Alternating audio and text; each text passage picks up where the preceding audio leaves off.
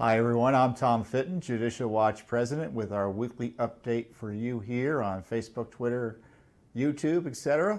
Thanks for joining us again this week. I wasn't around last week, so there's a lot to catch up on in terms of our anti-corruption watchdog work from our headquarters here in Washington, D.C.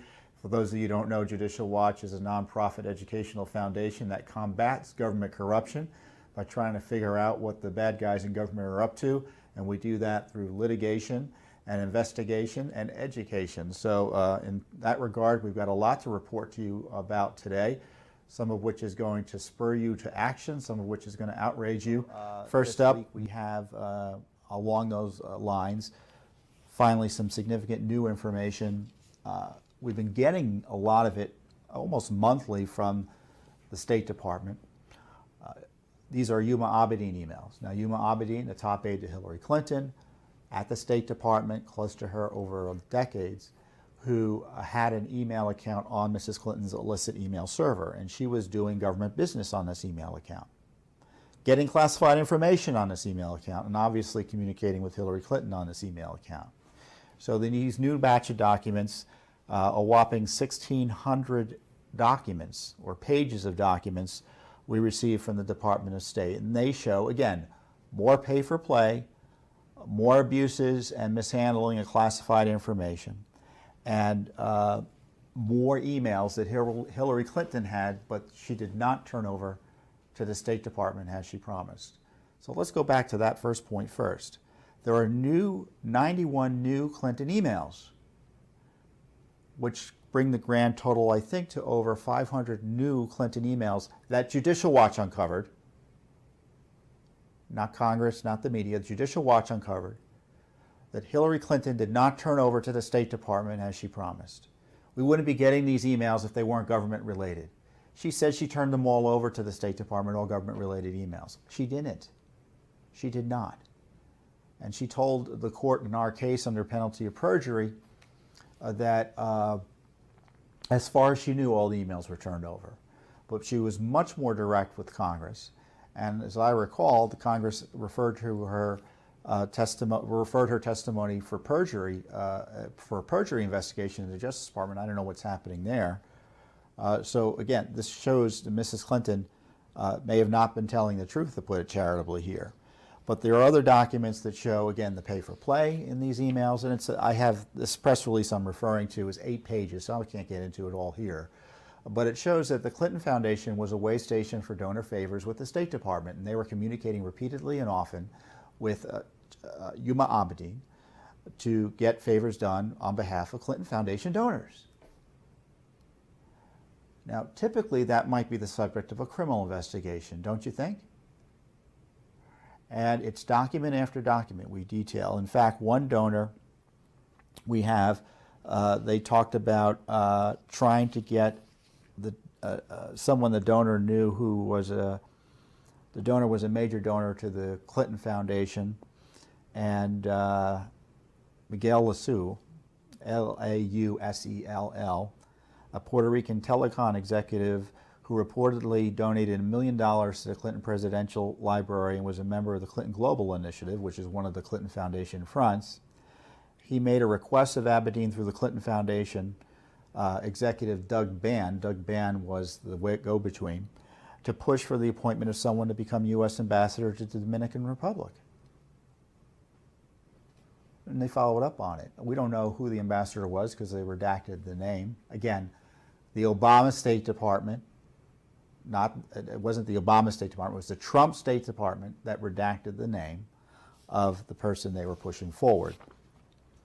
Also, there are many documents that show, again, Mrs. Clinton was mishandling classified information, Abedin was mishandling classified information. They were sending and receiving classified information on these emails. Now, their argument is it wasn't classified at the time. Well, it was classified at the time. It certainly wasn't marked classified at the time, but it was classified at the time, and it's the job of Hillary Clinton and Abedin to know that and to certainly operate her email system in a way so as they can protect information they're receiving, even if it's not marked classified. So when they're using these private email accounts, they're putting all this information at risk, which is why criminally they need to be investigated. because the law makes no distinction, despite what Mr. Comey says, about whether there was intent or not. You can't do it this way in such a negligent way. And the documents we have confirm that on multiple occasions. So there's just new instances of mishandling classified information that these new emails show. And so go to our website, go through the release, you'll see all the details here.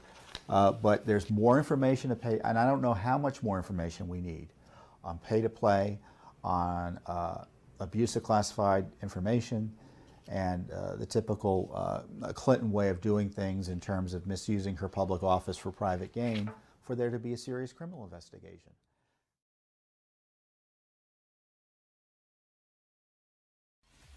One of Hillary Clinton's top aides is in the spotlight this morning. Huma Abedin is coming under fire from Republicans on Capitol Hill and Donald Trump. Congressional lawmakers want to know more about her work under Clinton at the State Department. And in Trump's case, it's getting personal, with a harsh, to say the least, tweet this morning about her husband, disgraced former Congressman Anthony Weiner, doubling down on remarks made on the stump over the weekend. NBC's Kristen Welker is following this story. Kristen, good morning. What's the very latest? Jose, good morning to you. For nearly 20 years, Huma Abedin has been one of Secretary Hillary Clinton's closest confidants. Clinton has even referred to Abedin as a second daughter. But now Abedin is facing some of the same ethical questions that are plaguing Clinton, and Donald Trump is trying to capitalize on all of it. She's a fixture by Hillary Clinton's side and also a high-profile political mind, top aide Huma Abedin. But over the weekend, Abedin became the target of an attack usually saved for candidates, Donald Trump taking aim. So Huma is getting classified secrets. She's married to Anthony Weiner, who's a perv. I know Anthony Weiner for a long time. I knew before they caught him with the bing, bing, bing, right? The Clinton campaign responded angrily. Donald Trump has spent the summer saying offensive things about women, but there is no place for patently false personal attacks towards a staff member. Trump's comments were a reference to Abedin's husband, former Congressman Anthony Weiner, who resigned from Congress in 2011 amid a sexting scandal, which resurfaced when he unsuccessfully ran for mayor 2 years later. Abedin defending him. But this is the first time I've spoken at a press conference, and you'll have to bear with me because I'm very nervous. Since then, Abedin has largely stayed on the sidelines. But recently, Republican lawmakers and conservative activist groups have demanded documents related to Abedin's time at the State Department, when she also held a job with an outside private firm, raising questions, they say, about potential conflicts of interest. All that fodder for Trump. It's coming through Huma. She's got a lot of stuff, a lot of information. For Clinton, it's one more ongoing political challenge. What we've seen over the last several weeks is really a perfect storm of bad news, yes, for Clinton, but also for Huma. Clinton campaign officials are defending Abedin's work at the State Department and accusing Republicans of trying to bully her. One official saying the suggestion of wrongdoing is, quote, unfounded and from partisans in Congress with a clear agenda. As for Trump, Democrats and Republicans have criticized him for attacking Abedin, with many noting it is highly unusual for a presidential candidate to go after an advisor. Jose? Kristen Walker, thank you. He pled guilty to a charge of distributing obscene material to a minor. NBC's Kristen Dahlgren is right outside the courthouse. Kristen, what can you tell us? Hi there, Chris. Well, yeah, we saw Anthony Weiner come out just a few minutes ago. He ignored, shouted questions, got into a black SUV and drove away. I was inside the court earlier, and he pled guilty to a charge of transmitting obscene material to a minor. He later then stood up in court and read a prepared statement, and he actually wept as he apologized to that teenage girl. He said, "I have a sickness, but don't have an excuse." So an emotional moment for Anthony Weiner there.